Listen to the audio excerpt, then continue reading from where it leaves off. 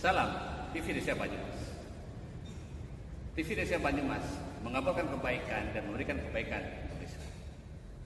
Bersama TV Desa Banyumas, kita akan sama-sama menelusuri, memberikan informasi dan memberikan liputan kegiatan yang berada di desa-desa, khususnya yang ada di desa Kabupaten Banyumas. Perlu kita ketahui bahwa sebuah desa adalah bagian terpenting bagaimana sebuah pembangunan negara kesatuan Indonesia. Untuk itu, TV Desa Banyumas akan memberikan liputan khusus tentang perkembangan pembangunan desa di Kabupaten Banyumas. Bersama Imanuddin melaporkan. Ucapkan terima kasih kepada Bapak Ibu yang sangat antusias mengikuti rangkaian acara hari ini dari pagi hingga siang ini. Dan kami ucapkan terima kasih juga kepada teman-teman mahasiswa yang terus serta berpartisipasi dalam acara ini, tentunya di Talkshow Pengembangan Bumdesma 2023. Namun sebelumnya izinkan saya untuk menyapa kepada yang terhormat segala narasumber kita pada hari ini. Di antaranya yang kami hormati Ibu Dr. Dumaira Simanjuntak SHMH selaku analisis penegak BPKRI.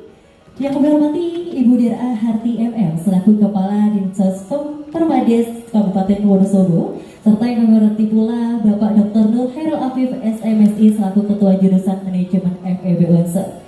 Dan tanpa mengucapkan juga yang terhormat kepada moderator kita pada hari ini, yakni Bapak Arif Antri Wibowo SEMSI. Beliau merupakan dosen dari Ilmu Ekonomi dan Studi Pembangunan FEB Unsur.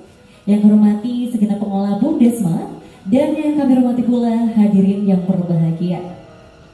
Hadirin yang kami hormati, seperti yang saya sampaikan tadi bahwasanya acara siang hari ini adalah Talkshow Pengembangan Bumdesma 2023 yang mana akan disampaikan oleh 3 narasumber yang sangat luar biasa hari ini. Seperti yang saya sampaikan tadi, diantaranya ada beliau seorang analisis penegak integritas BPKRI, kemudian juga ada dari beliau Kepala Dinsos Permades Kabupaten Wonosobo dan juga dari Ketua Jurusan Manajemen FEB Unsur. Nah sebelumnya perlu saya sampaikan bahwa untuk acara Talkshow Pengembangan Bumdesma 2023 nanti akan dipandu oleh seorang moderator yang sangat luar biasa, yakni seperti yang saya sampaikan tadi, Bapak Arif Antri Wibowo SMSI yang akan memandu dari awal acara talkshow berlangsung hingga penutupan talkshow nanti. Nah, maka dari itu langsung saja sebelum kita memasuki acara inti, saya Rifa Sofi selaku Master of Ceremony mohon pamit undur diri. Sekian, wassalamualaikum warahmatullahi wabarakatuh. Dan langsung saja kita panggil moderator kita, Bapak Arif Antri Wibowo SEMSI. Kepada beliau kami persilakan dan tepuk tangan meriah untuk Bapak Arif. Kepada Bapak Arif kami persilakan.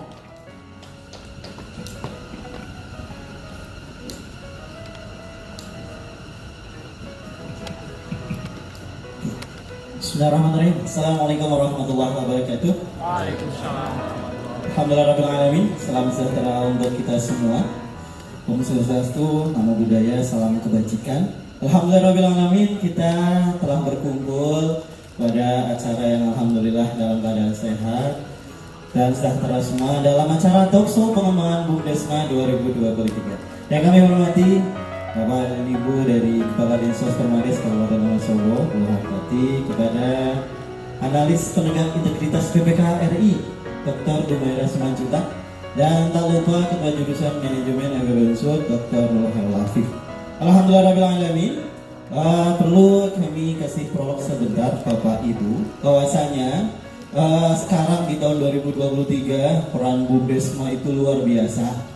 Kami paham dengan sangat betul bahwasanya histori Bapak Ibu itu sudah luar biasa, dan ini adalah bukan sesuatu hal yang baru pasti buat Bapak Ibu, karena pada dasarnya Bapak Ibu adalah main person di lapangan dan Bapak Ibu sudah paham dengan sangat detail bagaimana Bumdesma berjalan. Di sini saya alhamdulillah beberapa, mohon maaf, wajah saya paham, yang di sana kayaknya bukan pertama kali saya melihat. Jadi saya kira Bapak Ibu semuanya sudah begitu luar biasa untuk hal ini. Maka dari itu, di dalam acara Talkshow Pengembangan Bumdesma ini Topiknya adalah silahkan Bapak Ibu semua nanti untuk dapat berinteraksi secara langsung kepada alhamdulillah 3 narasumber yang luar biasa ini. Silahkan berbagi pengalaman, sharing sesuatu hal yang berada di lapangan, karena sesuatu hal yang ada di lapangan kadang berbeda dengan apa yang ada di atas meja, kan demikian. Maka dari itu silahkan, pada dasarnya adalah demikian, sehingga relax saja pada sesi kali ini.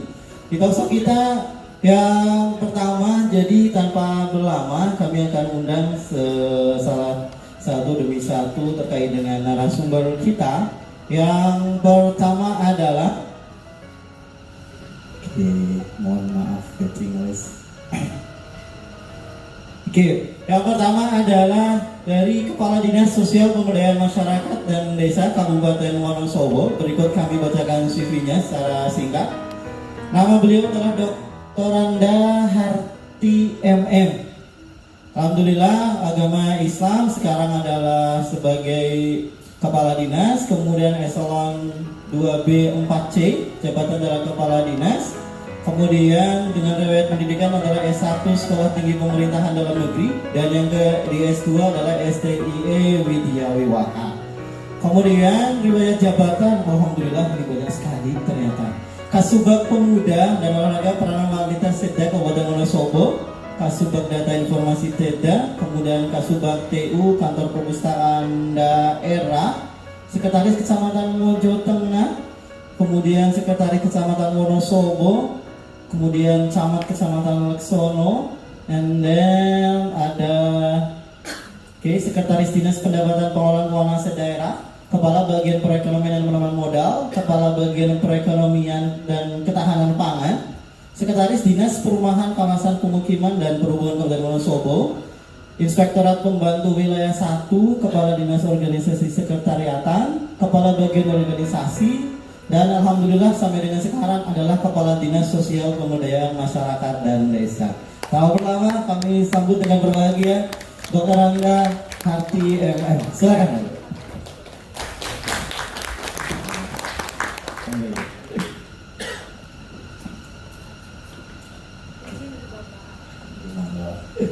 Oke, kemudian yang kedua, alhamdulillah telah hadir bersama kita juga seseorang yang luar biasa. Kadang kita melihat seseorang itu kadang dari tampilan utama terlebih dahulu. Mau tidak mau kita harus bicara demikian.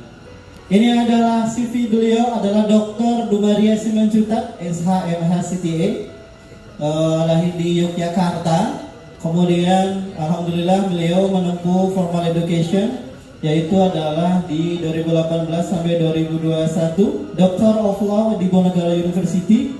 Luar biasa dengan GPA 3.89, and then ada Special Education for Advocate Profession, kemudian beliau juga Master of Law Indonesia University, kemudian Graduate School Law Department Gajah Mada, and then yang tak kalah penting adalah experience beliau sampai dengan sekarang adalah tutorial online semester 2023 genap pada Universitas Terbuka mata kuliah Hukum dan Masyarakat. Luar biasa. Saya kira experience beliau ini akan sangat tepat dengan Bapak Ibu semua.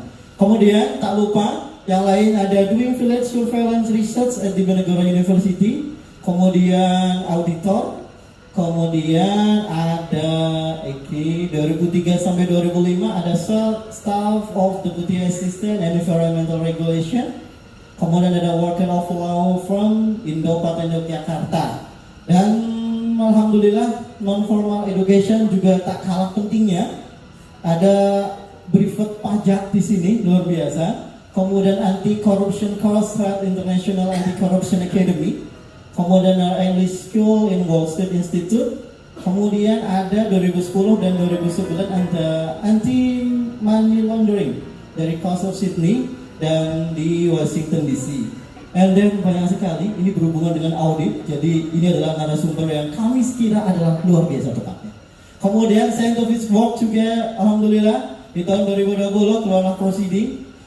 Ini juga menarik, The Fit of Blockchain into Rural Area Financial Management. Kemudian 2017 juga ada proceeding Reform and Investigate Audit. Kemudian and then ada beberapa buku peran dan ini kayaknya salah satunya juga ada di sini kayaknya. Dia akan jadi hal yang menarik.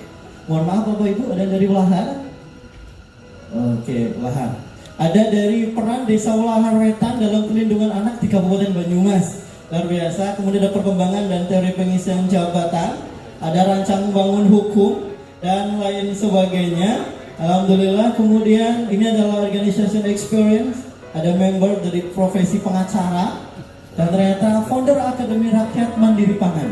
Kemudian ada Village Development under ASIC Indonesia. Dan tanpa berlama lagi dipersilahkan di depan kami Dr. Dumaria Simanjuntak. Beri aplaus dulu.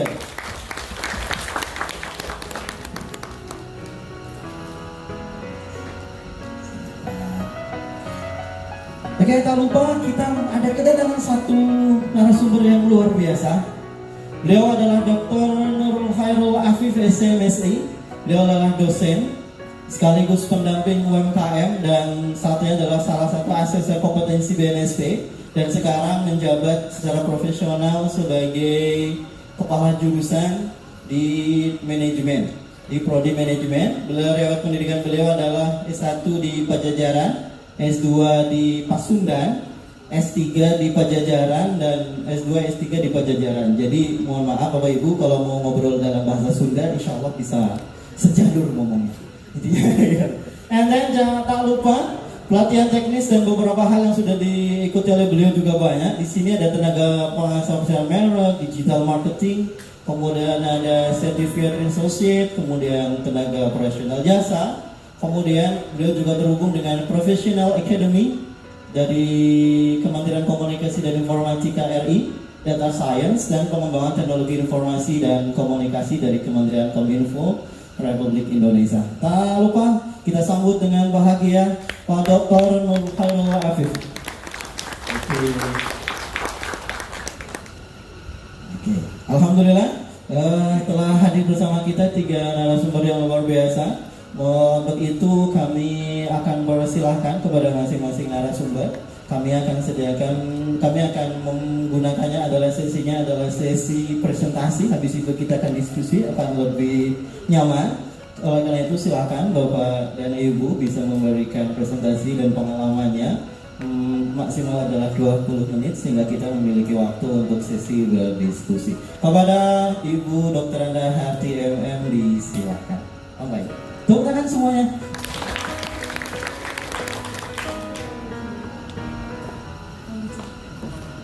Baik, bismillahirrahmanirrahim. Assalamualaikum warahmatullahi wabarakatuh. Selamat siang. Selamat siang. Boleh nggak pakai ianya? Siang, luar biasa. Gitu ya? Oke. Selamat siang. Siang, luar biasa. Terima kasih. Perkenalkan, saya tadi sudah diperkenalkan oleh Pak Arif bahwa kami dari Wonosobo jauh-jauh datang ke Unsud ini untuk bertemu dengan teman-teman semuanya untuk berbagi ilmu, berbagi informasi. Kaitannya dengan hal ini, prolog yang ingin kami sampaikan adalah ada informasi yang menggembirakan di Kabupaten Wonosobo bahwa kemiskinan di Kabupaten Wonosobo turun di angka 0,59%. Ini adalah salah satu hal yang memang sudah dilakukan oleh teman-teman Bumdesma. Oke. Di sini ada teman-teman Bumdesma ya yang hadir ya? Mana coba teman-teman Bumdesma? Apa kabar? Yang pakai merah. Oke. Yang pakai merah, Bumdes bersama LKD Kabupaten Purbalingga. Bawa knalpot enggak Pak kesini? Bawa ya. Adik-adik mahasiswa di sebelah mana? Adik-adik mahasiswa di belakang, oke. Di sebelah sana. Dari mana? Ibu-ibu. Dari Badan Usaha Milik Desa. Yang belakang mohon maaf dari mana? Saya kenal nih. Saya bawa teman-teman dari tenaga ahli profesional. Bersama-sama dengan teman-teman bidang dari pemberdayaan masyarakat dan bidang sosial. Secara kelembagaan kami di Kabupaten Wonosobo itu adalah Dinas Sosial Pemberdayaan Masyarakat dan Desa. Ada dua urusan, urusan sosial, urusan pemberdayaan masyarakat dan urusan desa. Urusannya besar semuanya, tiga bidang. Kemudian kami membantu Bupati Wonosobo di area urusan itu, dan hari ini kami bersama-sama dengan teman-teman Bumdesma ex-PNPM berupaya untuk membantu pengembangan lembaga ekonomi yang ada di masing-masing desa dan kecamatan.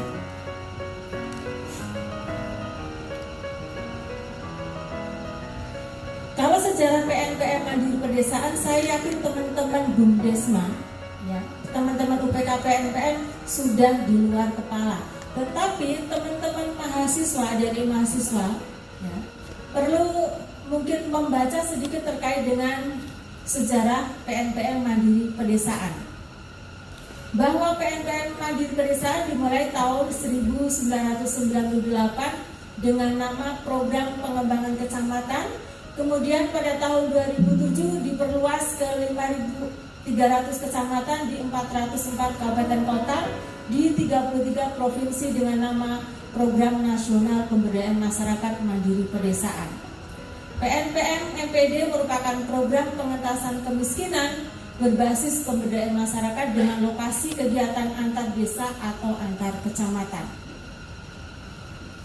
Kalau pengelola PNPM MPD itu berbeda dengan Bumdesma. Ini adalah sejarahnya PNPM Mandiri Pedesaan. Teman-teman bisa membaca dari poin 1 sampai dengan poin 9. Kemudian PNPM Mandiri Pedesaan berakhir seiring dengan lahirnya Undang-Undang Desa Nomor 6 Tahun 2014. Sehingga mulai 2015 semua program dan pendanaan pemberdayaan masyarakat desa ditarik dan diintegrasikan dalam pelaksanaan Undang-Undang Desa. Pada saat program PNPM Mandiri Pedesaan berakhir, maka semua aset diserahkan kepada desa dan antar desa. Asetnya berupa sarpras desa diserahkan kepada desa sebagai aset desa, kemudian berupa peralatan pelatihan diserahkan kepada desa sebagai aset desa, kemudian aset yang berupa dana bergulir, utamanya adalah WP dan SPP diserahkan kepada masyarakat antar desa. Aset ini selanjutnya dikenal dengan nama Dana Bergulir Masyarakat ex-PNPM Mandiri Pedesaan. Kemudian dengan lahirnya PP 11 tahun 2021, maka ada kewajiban bahwa UPK PNPM bertransformasi menjadi Bumdesma.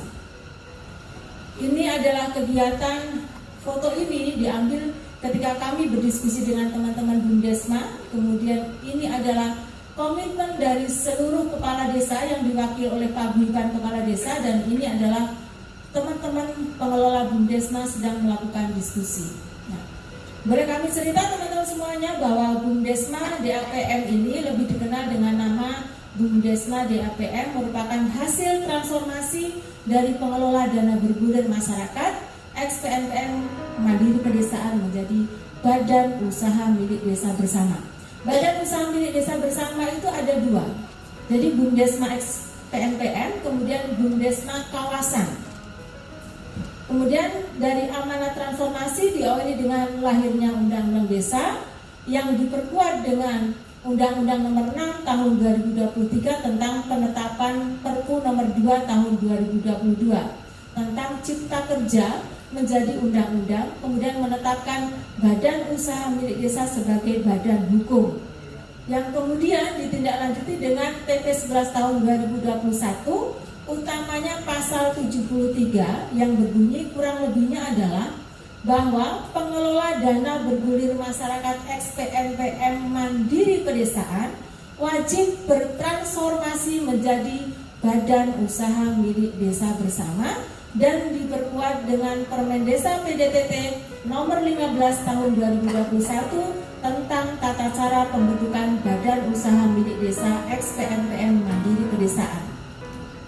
Maka berpedoman panduan teknis pembentukan badan usaha milik desa bersama pengelolaan DBM XPNPM NPD yang dikeluarkan oleh Dirjen PAID Kemendesa PDTT nomor 148 tahun 2022, pemerintah Kabupaten Wonosobo memfasilitasi transformasi pengelola dana bergulir masyarakat XPNPM menjadi badan usaha milik desa bersama, sehingga pada MAD tutup buku BKAD DAPM tahun 2022, 15 kecamatan pengelola DBM XPNPM Mandi Pedesaan sudah semuanya bertransformasi menjadi badan usaha milik desa bersama pada tanggal 23 Februari 2023. Kemudian transformasi ini meliputi aset, kelembagaan, personil, kemudian kegiatan usaha. Sehingga RUH PNPM Mandiri Pedesaan, Pak, ini saya ya, saya di mana batnya? Di sini ya Pak? Kelihatan nggak Pak tulisannya? Kelihatan Pak? Kelihatan ya. Sehingga RUH PNPM Mandiri Pedesaan ini menjadi RUH-nya Bumdesma DAPM dengan tatap melestarikan program pengentasan kemiskinan berbasis pemberdayaan masyarakat dengan bisnis utamanya adalah dana bergulir masyarakat. Dengan tetap melestarikan dana bergulir lestari, maka badan usaha milik desa bersama DAPM memperkuat layanan kepada masyarakat dengan membentuk jenis usaha baru. Dalam hal ini akronimnya adalah Jenius, dan memperkuat UMKM anggota kelompok UWP dan SPP yang memanfaatkan teknologi informasi sehingga terciptanya ekonomi digital masyarakat pedesaan. Kemudian perlu kami sampaikan bahwa aset di 15 Bumdesma di Kabupaten Wonosobo ini, penyertaan modal dari masyarakat bersama XDBM PNPM MPD jumlahnya adalah 93.580.14.992 rupiah, yang terdiri dari saldo kas dan saldo bank, dan kemudian ada pinjaman bergulir kelompok sebesar 66 miliar sekian, kemudian nilai inventaris biaya dibayar di muka, aset tetap dan aset lainnya berjumlah 7 miliar sekian. Penyertaan modal dari desa baru di angka 1.180.000.000 rupiah.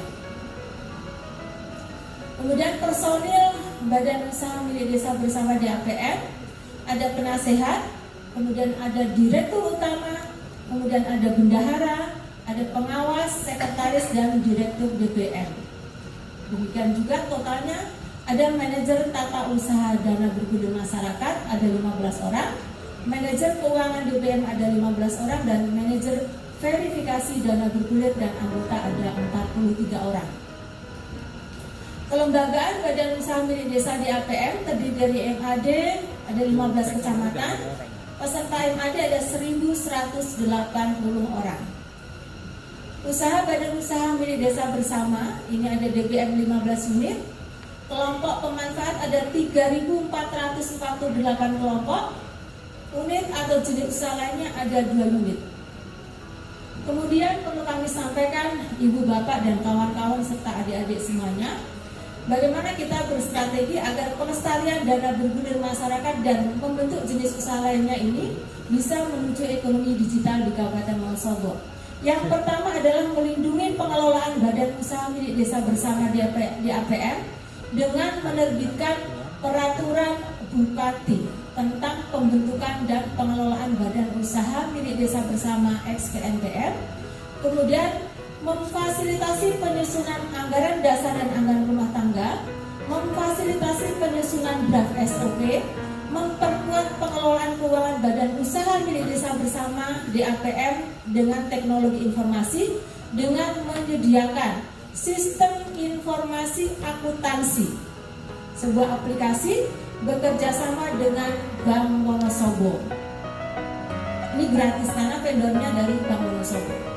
Kemudian memperkuat komunikasi tentang penyertaan modal dengan Persatuan Kepala Desa atau PKKW dan Forum BPD di Kabupaten Wonosobo. Kemudian yang keenam, memfasilitasi penyusunan analisa kelayakan usaha jenis baru dengan narasumber dari Depo Pelita dan Rita Pasaraya. Kemudian yang ketujuh, memfasilitasi pelatihan pemanfaatan teknologi informasi bagi UMKM anggota kelompok WP dan SPP dengan Dinas Kominfo Kabupaten dan pelatihan pengolahan limbah dengan Dinas Perindustrian, Perdagangan, kemudian Dispaperkan, kemudian juga Dinas Kesehatan dan DPMPTSP. Kemudian yang kedelapan, membuat panduan buku petunjuk pengelolaan badan usaha milik desa bersama. Kemudian memfasilitasi penyehatan pinjaman bermasalah di kecamatan-kecamatan yang mempunyai tunggakan pinjaman tinggi. Kemudian yang ke-10 adalah membentuk tim pembina Bumdesma. Ini nanti SK-nya adalah SK Bupati terkait dengan pembinaan dan pengawasan kepada 15 Bumdesma. Bagaimana kemudian Bumdesma ini? Tentunya ada tantangan. Yang pertama adalah kami menegaskan kembali bahwa kaitannya dana bergulir masyarakat adalah kegiatan pengentasan kemiskinan berbasis pemberdayaan masyarakat dengan menyediakan dana bergulir kepada masyarakat miskin produktif yang tergabung dalam SPP dan WP.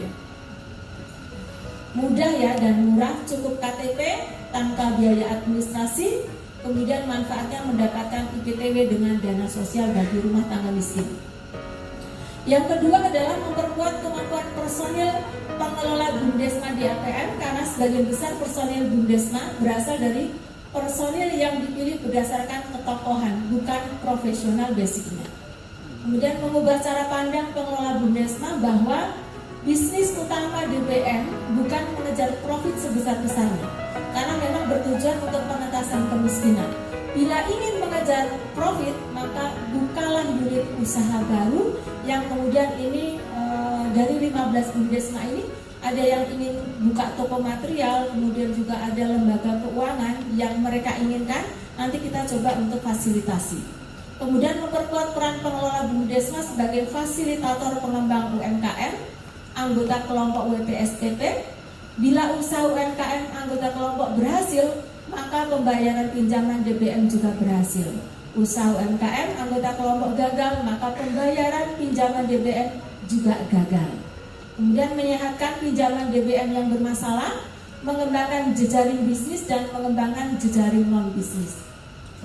Teman-teman, kira-kira itu gambaran umum terkait dengan kegiatan kami untuk membantu teman-teman Bumdesma.